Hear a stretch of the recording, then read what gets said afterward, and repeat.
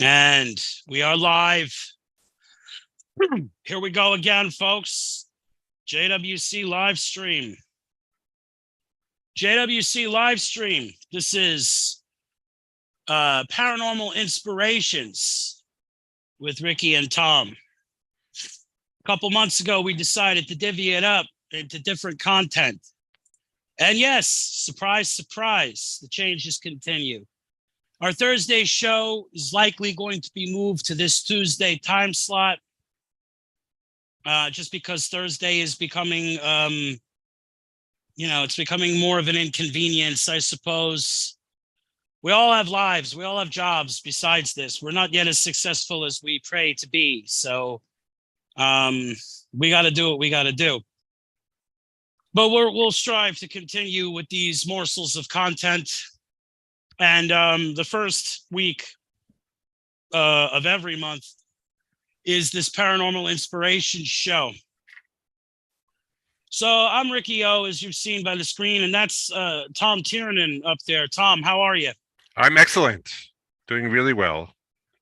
That's good to hear, sir. How have you been creatively? What are you working on? Oh, very good.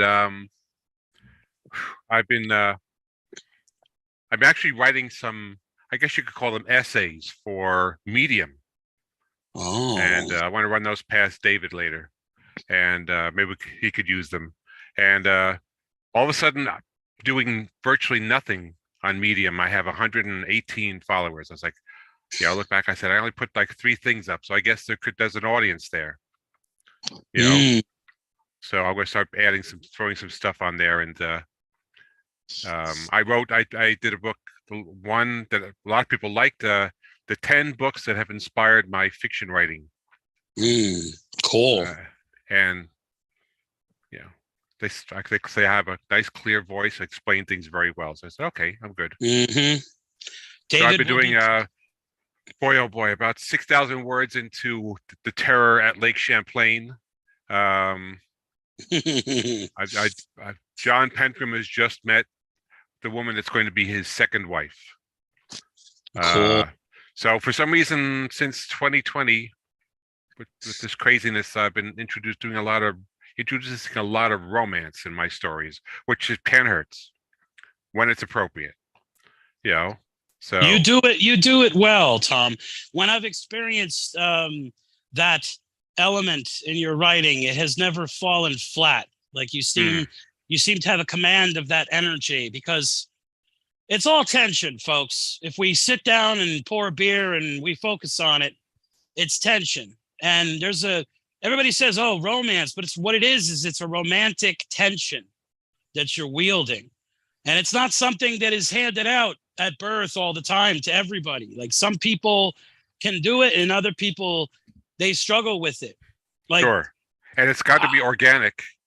Yes. It rings really true. Like I thought in the Emily's book, every time when she gets run over by a bicycle driver delivering food, or all these clumsy things she gets into, and it's a guy and it takes her breath away. I just thought that was a really beautiful thing, that she could find a potential boyfriend / mate.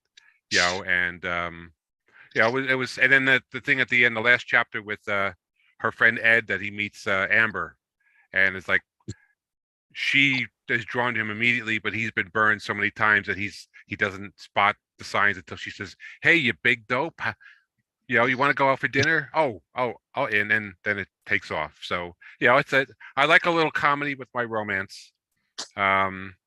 Yes, that also eases the tensions and makes it I think a little more in depth as far as character.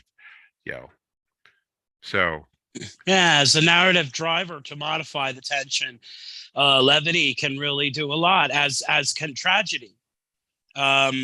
If you know how to wield both, you could basically, yank the strings and make the characters do whatever needs to happen. Well, that sounds swell, Tom. I have to say, David will be less pleased with the romance, as that's not his bag, but he'll be overjoyed that you're slinging essays, especially if it's aimed at that project. He and I, when we discussed it in minute, like very, very brief terms for yesterday's show. The fact that, I have an essay and a half, and I plan on writing more as the year goes by. But he'll be thrilled to hear that, man, because we're trying to get a nice collection of them. And I know you'll be able to do that well, I just did one about 500 words at work today. Just hit me and says, I should really detail how I've been intrigued by adding romance to my fiction since, say, April 2020 with Emily. And it's interesting. I did like it was a good exercise to do. It was we'll have to see. I have the other two essays. I have 11 creepy stories that have haunted me my entire life. And they must really be something. Oh boy, yes. Out of all the savory tales you've heard and researched over the years, the fact that they stick out, that must be oof, right? And I also proved very influential in my fiction. A lot of what's out there in the dark type stuff, and don't go out of the house without a proper protection or without a group, because you won't come back. Those kind of creepy stories. Yeah, folks, and if you like the drift of that, hold on, because that's what today's show is all about. Yeah, sometimes you need a chainsaw and three or four mastiffs on a chain, and a double barrel shotgun with blessed rock salt in it to keep the warlocks at bay. But that doesn't always work, does it, Tom? Sometimes they lean on you, and it doesn't matter what circumstances you have, you get Lovecrafted anyway. And that's a wonderful thing. How about the Bride? You touched any of that, or? Yeah, she's coming along. I really would like to just stop or pick up that book. I have that book of European history in the 19th century. That might be the next book I read. Oh yeah, and you should just jot down a lot of notes about what it was like back then, and Yeah. So I would like to make that a Vela novel. That would be really interesting, and it would. I think I could pop that out, and so we'll see what how things go with her. Yeah, right on. How about your Florida novel, Blood in the Sand? Any more? You still reading that, editing that, touching that? Yeah, still in it's in I guess you could call it second edit. That's why I'm asking. I'm very curious. I introduced a semi-antagonist in the beginning. He's the resort manager who, when the whole thing starts off and this guy disappears in front of my main character, my main character watches from the crack in the blinds as the manager comes out and cleans up the mess, all the blood and the broken chairs and everything. And I said, there's got to be a reason for that. And it's been kicking 3 or 4 years. It's been kicking. Finally, I came up with an idea that nice, that explains his behavior for that day, because he's really a decent guy, except for that one instance where he was actually all mysterious. And I also needed a way for the main characters to get a hold of dynamite, and you just don't go down the store and buy it, so no, you don't. That solved that problem.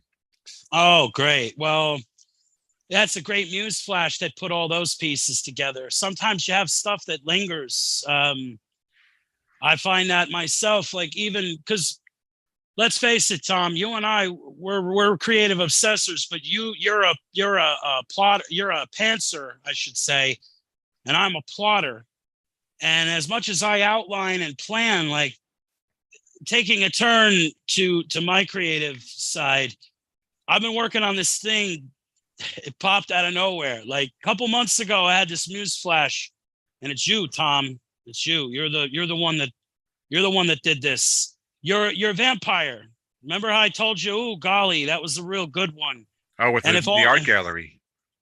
Yeah. yeah, all that stuff, the jazz of it, the goth of it. But the fact of the matter is the voice. So it's like inspiration slaps you in the face after a while. So this whole thing about Durr's Valley, this whole world popped into my head for a novella, 40,000 word novella. So over the last week, since our last Tuesday show, I threw down like 6,000 words, and I recalibrated the whole outline for pacing differently now. And it's gonna feel like Babbletron, but like vampires from space, and like Spawn that are like filled with snakes, and like black tentacle monsters that are invisible that live in the woods, and all kinds of fun stuff. Main character, biosuit. He goes into the holy bog and he comes out protected with this colonial life form. So it's real tasty. The weapons and all the stuff that happens, I'm thrilled with it so far. I'm having a blast. I wrote, I think, a quarter of Compass City already, but it's a loosey-goosey quarter because there's probably, at the end, I'm probably going to have to circle back and do another sweep and add more, you know. But I figure every time I write a quarter of this thing, I can then go and I was going to do like 5 chapters of this and just kind of bounce my way through the rest of, it's probably going to be through summer with all this. I don't know. There's a lot because it's double. It's like one is 80,000 word ceiling. The other one's 40,000 word ceiling. So it's a whole big novel when you add it all up. But I'm going back and forth having fun.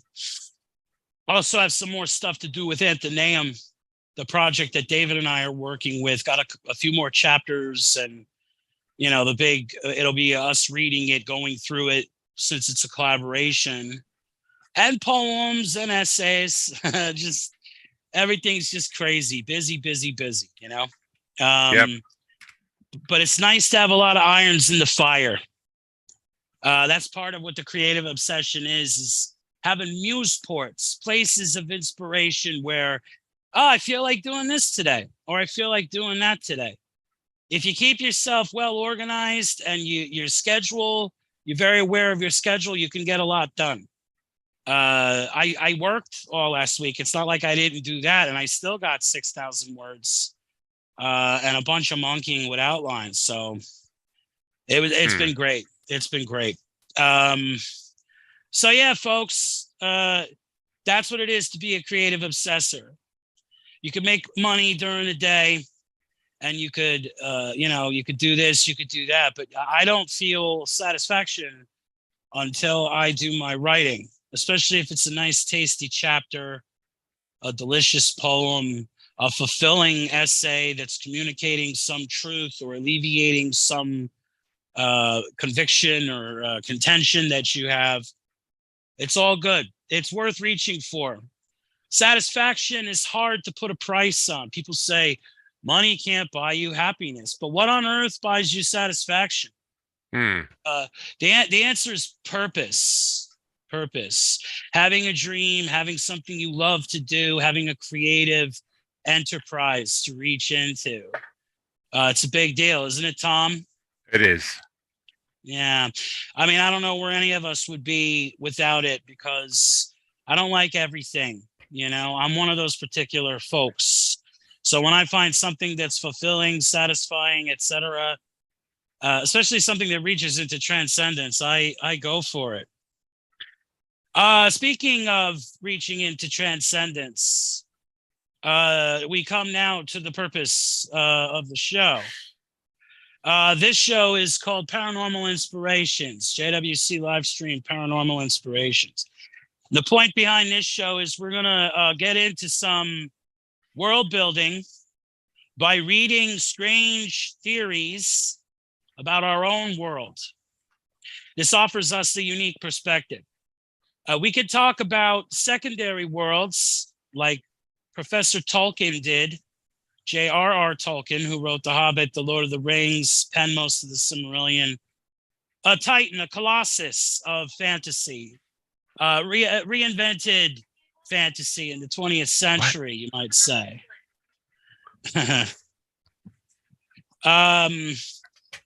So what it boils down to is when you have someone who talks about secondary worlds, he explains very clearly that the rules of that world, they belong to that world. And in that ascribing of rules, like say, well, that Narnia has magic. You know, the Lord of the Rings has all these gods that were walking around at the beginning of time and made a big mess of things.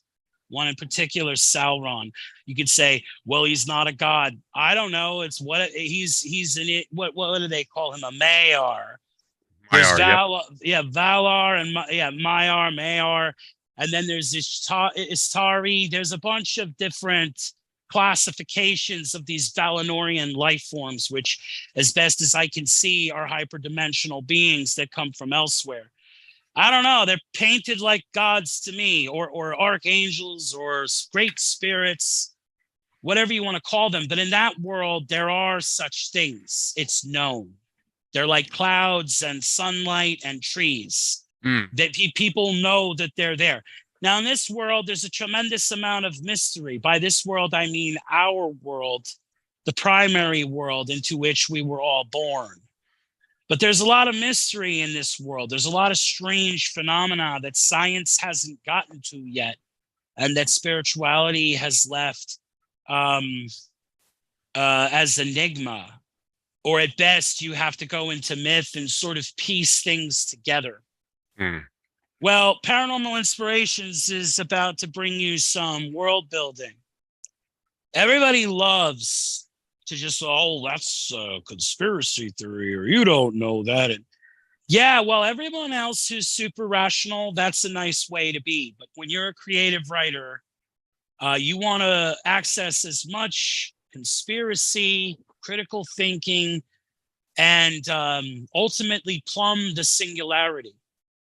What do I mean by the singularity? The singularity is an unknown quantum in evolution, in industrial technology, in science. There's a lot of stuff that we just don't know yet. There's lots of mysteries in the world. There's lots of phenomena that doesn't have an answer. So when you're trying to figure that stuff out, it's a world building exercise. It'll help you put mysteries and the unknown into your own writing, especially if you're a writer of fiction, or you're trying to decode, even if you're researching in nonfiction, trying to write your own historic fiction. You need to know the different moving parts and nuts and bolts of why things are the way they are. So here we go on a nice world building jaunt. Tom's gonna, Tom, you have a book to read, right? I do.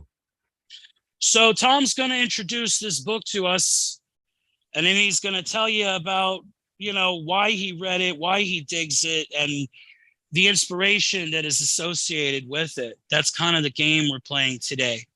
So let us have it, Tom. What is this one? All right. This is a book. It's called Silent Invasion, the Pennsylvania UFO and Bigfoot Casebook, by a gentleman named Stan Gordon, who is very well respected in this field. Fred, you know, not indulging in fantasy or speculation or going crazy like the newspapers do. He just keeps it strictly serious, and he never deviates from the reports. He just jots it down. He writes, you know, and he's basically like David Paulides. He says, you know, I don't know what's going on. You form your own opinion. Get back to me what you think, and we'll have a good discussion.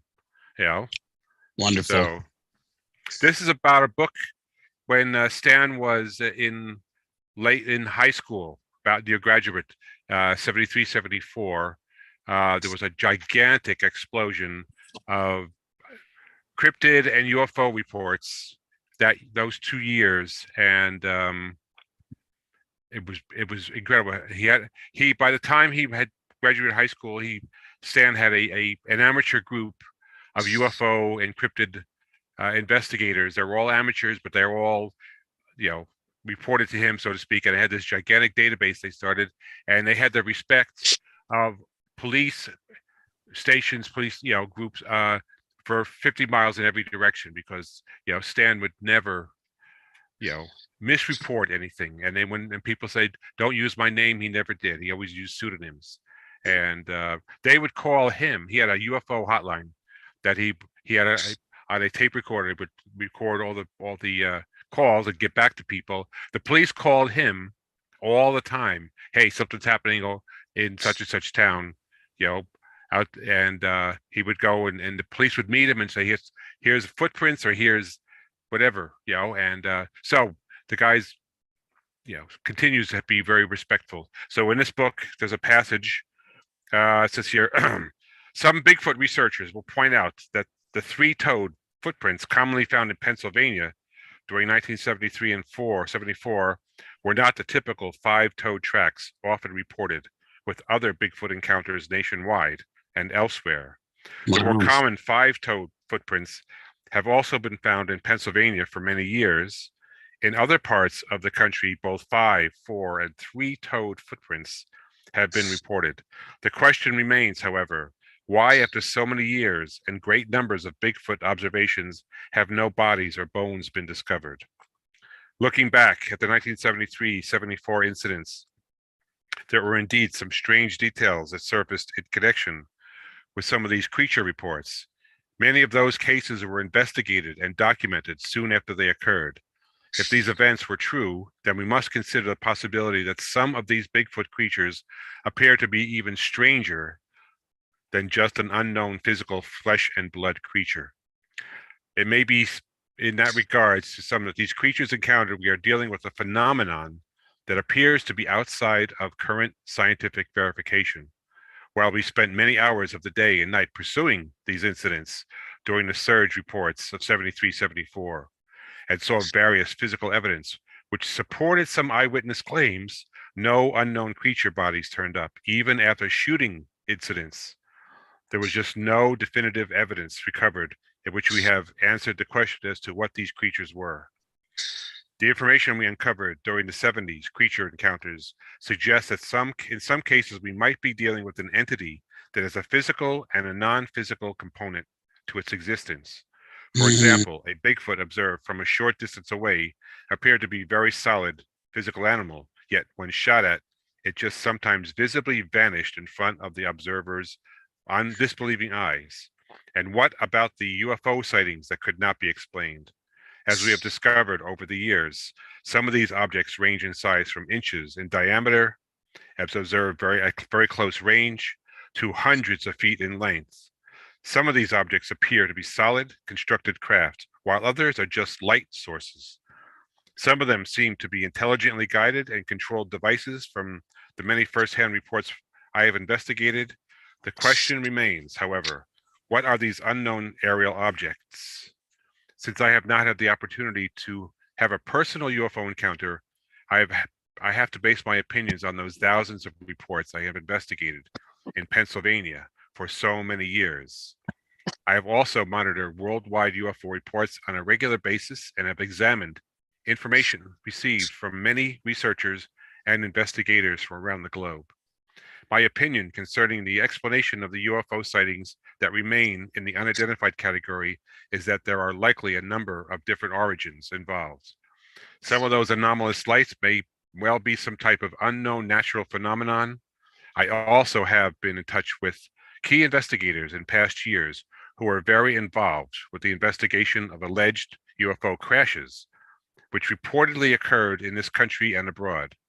There are a number of incidents on record where the mysterious objects have reportedly crashed to Earth and have been recovered by military of various countries. The two better known cases in the United States are Roswell, New Mexico, and Kecksburg, Pennsylvania. So, in that light, Kecksburg, Pennsylvania, 1965, something traveled from out of Canada near Minnesota across the country, across that part of the country, changed direction twice, and then slammed down in the woods near Kecksburg. And half the town was there to saw it. It set the woods on fire. And The military came in and took the thing away on a flatbed truck. They covered it over with a tarp. And half a dozen or so people took photos of it. And the next day, these men dressed in black suits came out and said, "We are representatives of the Air Force. Please give us your film and we'll get it back to you." And these people had, you know, no course. They trusted these guys, and the film disappeared. So I've always been fascinated with Pennsylvania. Here it's got this beautiful state, Philadelphia in the east, Pittsburgh in the west, and in between, lots and lots of forests and valleys and streams and farmlands and interesting people like the Amish. And I've said a number of stories in Pennsylvania because I just think it's a incredibly beautiful and thought-provoking part of the United States. I did a story, the time of the bleeding, was a little valley between two small mountain ranges where every 400 years something wakes up and kills everybody in the valley. And I won't say what it is. It's a pretty wild story, but so, and I have a John Pencroff story about there's a creature called the terror bird that only went extinct about 10,000 years ago, and they were these huge 8-9 foot tall flightless birds that ran through this continent, and they had no predators until the mountain lions and stuff came along. And it's about an experiment with, again, I came up with this idea before Jurassic Park. These guys fooling around with genetics and brought back the terror birds because there's some relatively fresh DNA to be had. And these birds, being like velociraptors, very intelligent, one night decide, well, we're going to leave. And they break out of their facility and they go on a killing rampage in central Pennsylvania. So Pennsylvania has been a delightful place for me to be inspired. And plus, I spent, 8, 10, 12 years in a row, my family would go to Hershey and Gettysburg. So I have a good idea of the terrain in the area, and it's a beautiful state. Well, terror birds, thunderbirds, there's manifestations of all that sort of thing. You make your own at home. You have a buffalo wing the size of a baseball bat. All you got to do is put a slug in one of them and drop them, and then forget it. But I'm sure they were more formidable than that in your tale. PA is loaded with folklore and regional phenomena. I have a book, which of course is on the back burner because I keep getting books. You know how those books stack up. But I have a book about all the weird things that people see around here, and in other parts of the country as well. There's a little thing about that we're going to get into, the concept of multidimensionality, which you glossed over there in that reading. Who was that book again, Tom? Let's have the name of the book and the author again. Silent Invasion by Stan Gordon. A well-written book, Yep. Go ahead. So Stan has other books, but this was recommended to me as one of his best books as far as hundreds of reports in here of cryptids and UFOs and cryptids and UFOs together, which is key. Yes. Yeah. Yes. A lot of people turn their nose up at that, even serious cryptid, paranormal researchers. But hey, it happens. And yeah, I mean, it all comes from it. I mean, in the end, I know I talk about Tolkien a lot, but there's a great metaphor of hyperdimensionality in Tolkien's writing. It's the one ring. You put the ring on, you're half in this world and you're half in another world. The conditions of the atoms, the very nature of reality, and therefore your existence is modified. And we're going to touch later on that and what Bob Lazar said about saucercraft, because it's a big deal. But before we get to that, Tom, thank you for going over that book. And we're going to talk more about how it inspired you in a minute. Recently, a man by the name of Dave Politis an investigator, has released the Missing 411, the UFO Connection. And I'm a fan of Dave Paulides'. I try to watch his show on a daily basis. I find him to be a competent investigator, and he's not an indoctrinator, as Tom was mentioning. He doesn't tell you what to think. He tells you how to think so that you can figure it out on your own, because he doesn't exactly know himself. It's clear that he's doing less and less scratching of his head, and then he probably has his own conclusions, but he doesn't share them, because to share them would be to imply that he knows. And he doesn't know, and he says that. He's just a keen researcher, and he wants the truth, like he's trying to find out. So one of the people he had that he interviewed, it's the only one I saw because I haven't gotten the I haven't gotten the movie yet. But there was a gentleman there by the name of John D'Souza. He claimed to be a former FBI agent. I have no reason to doubt him. In fact, as I heard him speak, he became more and more trustworthy to me because of the things he was saying. Beyond advocating for an overhaul of a great many governmental bureaus, he's written a number of books about things he's seen, things that I don't know, he was in the FBI for decades, and they were tumultuous decades. But he wrote a book that I'm presenting called the Extra Dimensionals, True Tales and Concepts of Alien Visitors. And the reason I like it a lot, I've been reading a lot of this jazz lately, folks. MIB, Visitors from Lanulos, who is that? I think Woodrow, what was his, Derenberger, something. I don't know. Sorry, my memory is like cheesecloth. But the point is, this stuff is great. I wrote a book called Nidhogg Chronicles, and it's a book. It's paranormal fiction. It's a book about UFOs and the alien abduction phenomena.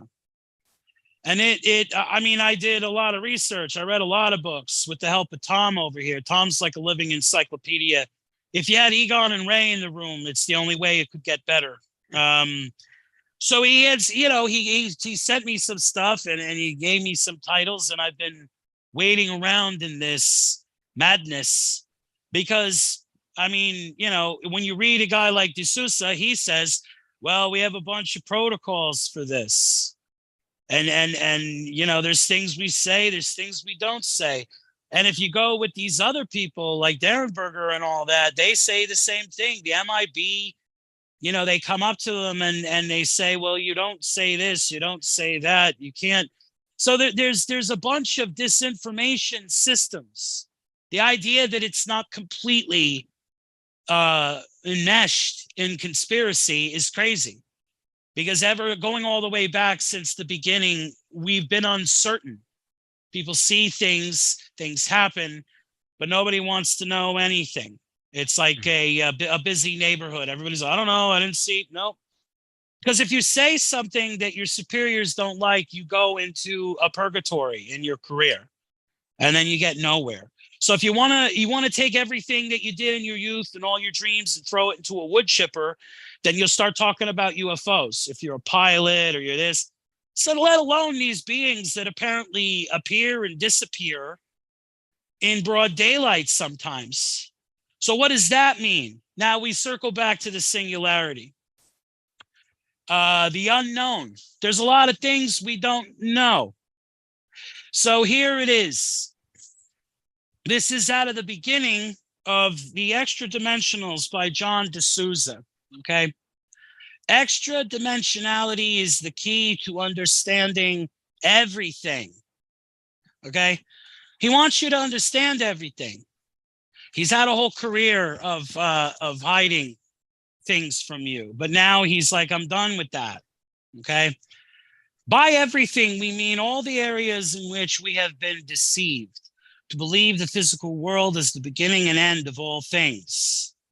The extra dimensionals is the stark revelation of where alien visitors are actually coming from and to where they are returning. Understanding extra dimensionality is the way to unfold the truth of the paranormal, the spiritual, and even the physical world. These visitors have been with us since time immemorial, and their messages to us are everywhere around us. The truth will eventually explode into our field of vision.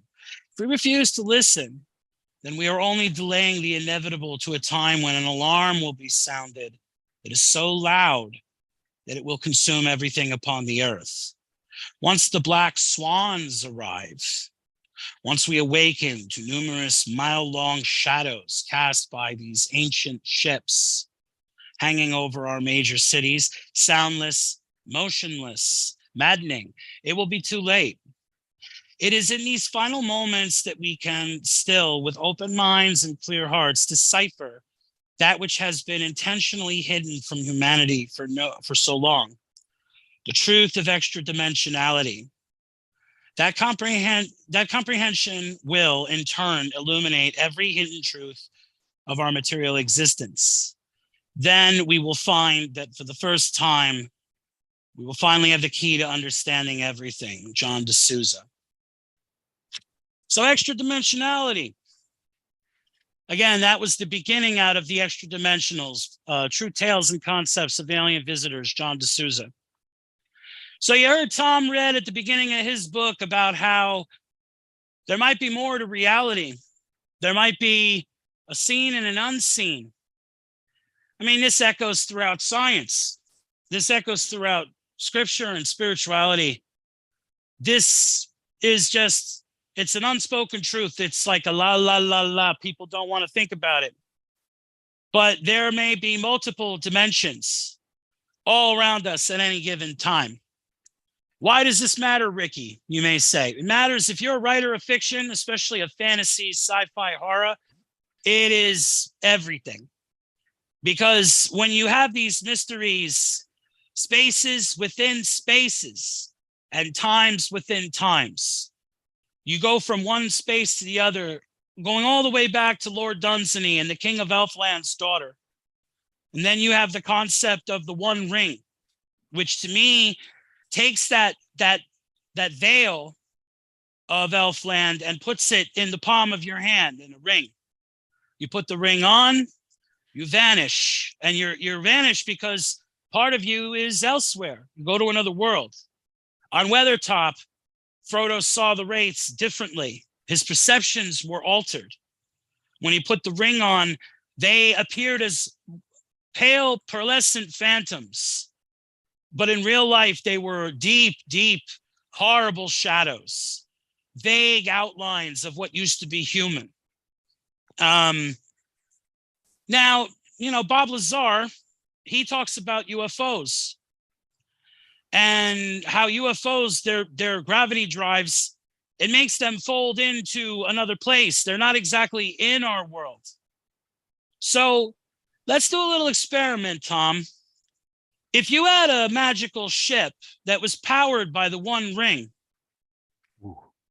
now what could you do with that ship? Say the ship had a magical thing that was like a finger, and it was part of the ship. So when you put the ring on, it powered the ship. So it makes the ship invisible. That's its first power. Secondly, it gives the ship a favor in the atoms. Because when you have the ring, I mean, the ring can turn on you. Don't get me wrong. If Sauron is there exercising his will, the ring is trying to get back to him. He's trying to get back to the ring. Let's suspend that, though. What would you do with your ship that had the One Ring as its power source? What would you be able to do? I could go get the freshest food imaginable across the world, right? I could go stop by Fiji and grab a pineapple. Yeah, I'll get the tiger prawns in in the Philippines, and maybe I'm food centered, but I could see myself dining in restaurants in every country in the world, and I would not really want to bother anybody. You know, I would just pop in, try the local cuisine, and leave a nice tip, and go to the next restaurant. And Yeah, and you wouldn't bother anyone because your ship would be, presumably, it would be invisible. Because when the ring goes on, it would be vanished. And if it had the power of a saucer craft so that it could flit this way and that and fly all over the place, somebody, I mean, they said when they did that congressional hearing, some of those radar anomalies were going thousands and thousands of miles an hour, sometimes almost near the speed of sound. And we know beyond. through, we know through our research that they can go even faster than that. There is no limit to their speed, it seems, except that when you start to look in astronomical terms, millions of miles, thousands of light years, then it starts to be like, well, this thing, then it reaches its limits. But otherwise, on a terrestrial sphere, within the atmosphere of a planet, it's like you can go anywhere almost instantly. Yeah, these craft operate beyond what we know of physics. 15,000 miles an hour, make a right turn, and still operate. No fins, no obvious engines, no windshields. Often though those Tic Tac ones are completely smooth. And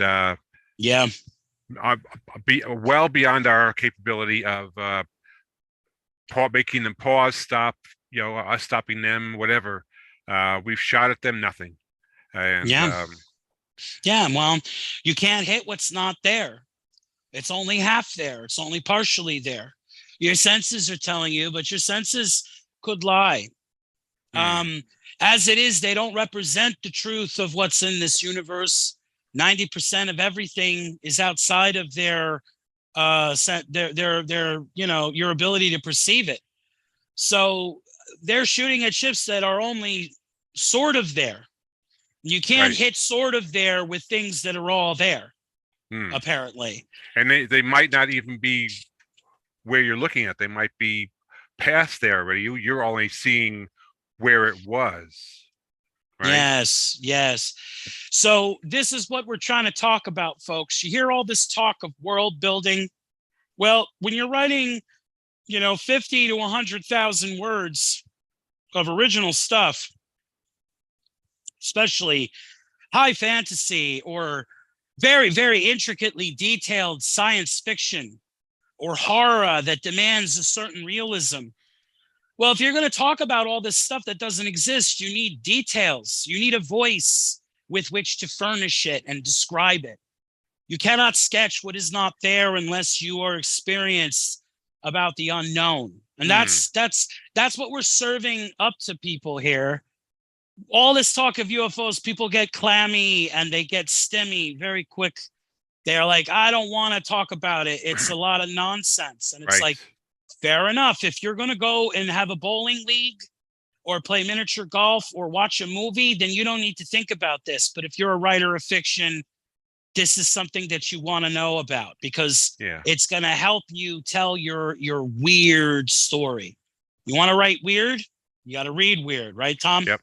And you also have to, I'm not saying you have to really believe all this stuff, but you need to have an open mind, entertain the possibility that it could be real, and also turn into says, this book is chock full of ideas. What could I use from this book or that book? Like David Paulides' book, I'm dying to do something about, try to explain the missing 411 phenomena. It'll pop in my head sooner or later. And that's fascinating. That also touches on extra dimensionality, I believe, the missing 411, where a family could be together and they turn around and the kid's gone. He was only 2-3 feet behind him 30 seconds ago, and he's gone. Yeah, and that's the thing. People in the secondary world, the ring is magic. The ring is magic. That's why the ring works. That's why Bilbo and Frodo, they go invisible, because it's magic. Well, in another world, it could have been technology. Because, in that movie, what was it? Star Trek, what was it? Insurrection? So Data is on this planet, and Data just goes crazy. This is Star Trek. And he takes off. They're trying to stop him because he's found out something, and they end up hurting him. He takes off he's wearing an invisible suit, a suit that makes you invisible. And then he takes it off. Now, they were fooling all those people. You had these people from another world, and he was wearing an invisible suit. And then he takes it off, and they're like, whoa, what's going on? Now, they hear him falling in water and clattering, and now another person might have went, oh, it's a spirit. It's a disembodied spirit making those noises. But they were people of science. So right away, they assumed that there was a natural cause. It turns out there was advanced technology. But the mystery was still there. What was that? What happened? And how did we not see them? Okay, those are all mysteries that are there. Now, this guy, D'Souza, there's a suggestion in what he's saying that there could be large vessels that are invisible. And, they have cloaking devices in Star Trek. They have the One Ring in the Lord of the Rings. In Harry Potter, they have cloaks that make you invisible. When you read those stories right away, you're, oh, yeah, no, that's cool. I could believe that. To me, anything that can happen in Star Trek can happen in real life. That's how I take it. Ricky, you're this. Yeah, I'm a goose. I get it. I'm a believer and whatever. Doesn't matter. If it can happen in Star Trek in this, how old is this universe again? How vast is this universe? How do you know what is and what isn't? If you don't want to believe it, that's because you can't accept it, maybe. And that's fine. If you're just a dude, if you're a security guard or whatever, a fireman or you're a librarian, a librarian probably less so because maybe you dig fiction. But if you're a writer of fiction like Tom and I, if you're creative obsessives, these things, you want to know all about this stuff. So imagine that parked over cities, there are giant invisible motherships, or maybe they're under the ocean, or maybe they're underground. Who knows? You don't know. You think, anybody that says, that's impossible. No. If you say so. And here's a thought that, somebody mentioned, he goes, a couple weeks ago when those UFOs were being shot down over the Great Lakes. Supposedly. Somebody said, they only got shot down because they allowed us to shoot them down. Yes, right? That's the only way. I think they also are seen. They let us see them once in a while. I think here it is at night. What if the vast majority of UFOs are jet black and they cruise around and you can't see them at nighttime because they match the color of the sky, right? Once in a while, there's been reported people have seen like large black triangles that blot out the stars, but otherwise you couldn't see them. The only way you could see them is by seeing the aspect of the stars being blotted out. Otherwise, they couldn't see them. So that's the key, folks, is because you go on these writers groups on social media. What do I write about? Well, I don't have ideas. Where do I get ideas? Well, pick a genre and then start reading. You read, folks. If you don't have enough to write a 100,000 word book, it's because you haven't read enough books. Yep. It's very likely. And if you're going to write weird, then you got to read weird stuff. If you want to write something unique, people use words like original and authentic. It's like, well, go to the horse's mouth, man. This guy, D'Souza, I'm already a couple chapters in and I'm fascinated. The theories that he proposes, it gets you thinking. Okay. Thinking may lead to inspiration when you're wondering constantly. Live in a trance of wondering, question your existence, especially if you're a writer of fiction. But inspiration is the highest coin in the realm. Isn't that right, Tom? Oh, sure. Einstein said, imagination is more important than anything else. And he's precisely right. he's given us much. I don't agree with everything he has to say, but a tremendous amount of what he has to say is worth hearing, and it will lead you down a certain avenue. When someone who's considered a genius talks, it's nice if you pay attention for 10 minutes at least. You don't have to hear everything he says, but he has a point.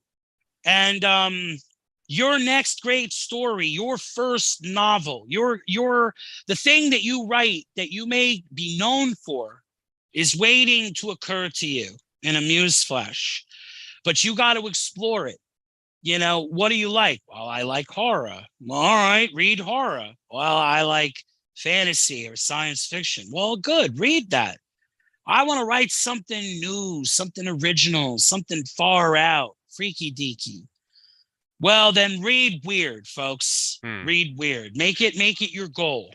But to write something that you consider different and unique that's maybe not been done, you have to know what is out there.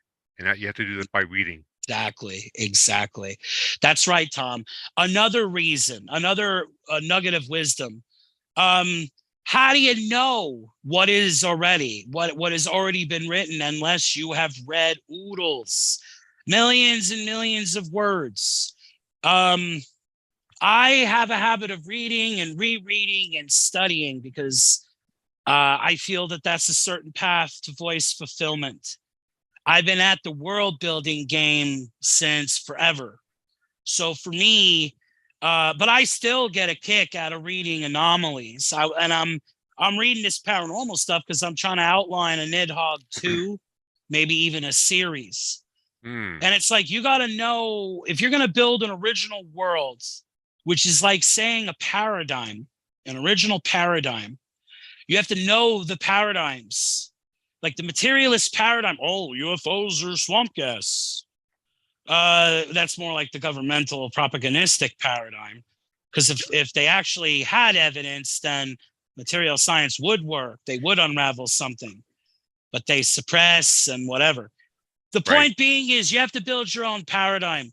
John Penkram, when you write his world, that's his world, isn't it, Tom? Oh, yeah. It's slightly off kilter from our world Yep.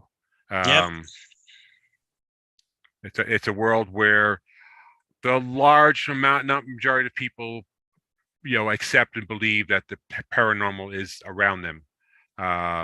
Yep.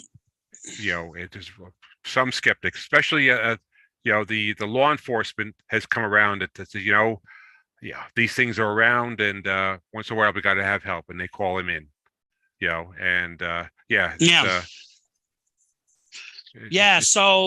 you have John Penkram's world. You have the world of Nidhogg, the world of Babbletron. All these things. There's differences. There's different reality. There's different factors to reality. This exists. This doesn't exist. This used to exist. You build worlds. You have to, in order to tell a great story, it has to have a great world. In order to have compelling, authentic characters, your world building has to be there. So if you're going to write about aliens and monsters and cryptids and AI and all this stuff that doesn't exist, say you want to write about angels, say you want to write about Grace from Zeta Reticula. Well, you better know about that stuff. You better dip your ladle into some good reference material.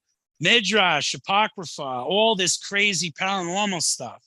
You'll get inspired. Just let yourself get inspired. All right? Because inspiration it's everything for us, for us creative obsessors. There's a book I recommend to you along those lines of extra dimensionals called Thieves in the Nights. It's about tracing the history of that children for thousands of years have been abducted out of their beds by entities, and this is a book about exploring that these things that come and steal children and disappear without a trace. It's a good scary thing. One. Yeah, no, it was. I got like halfway through that. I feel like it was like a year ago, and now that you mention it, by golly, I'm gonna go find it and pick it up again right after I finish this next one because it was spooky. And it reminds me of some other stuff like Communion and, all that stuff has a similar vibe to it in that children, or when you're very young, all of a sudden there's a boogeyman. There's something in your room, and people are like, well, what are they really seeing? And it's like, that's the question. These people are honest. There's nothing wrong with them. And this kid said, yeah, this young woman with strange eyes, a strange face, and she had these little beings with them, and they brought me on the back porch, and there were strange lights. It's like, whoa, what's all that about? Incredible. That's what it's about. A mystery of a lifetime. You get once in a lifetime mysteries. If you keep reading them, eventually you're going to have a big reckoning of the muse. And you're going to be like, now it's time for me to write my own once in a lifetime mystery. The universe is filled with them. Don't pretend like we got it all figured out. We don't. And that's the name of the game here. Helping you world build, folks. Tom, you have anything else to impart as far as wisdom? I think we've done a great job, and it's almost time for us to pull up stakes here and get the circus on the road, you know? Yeah, I think maybe we should do some plugs. Yeah, right on, man. So this is JWC Livestream. Today's show was Paranormal Inspirations. We love doing shows like that.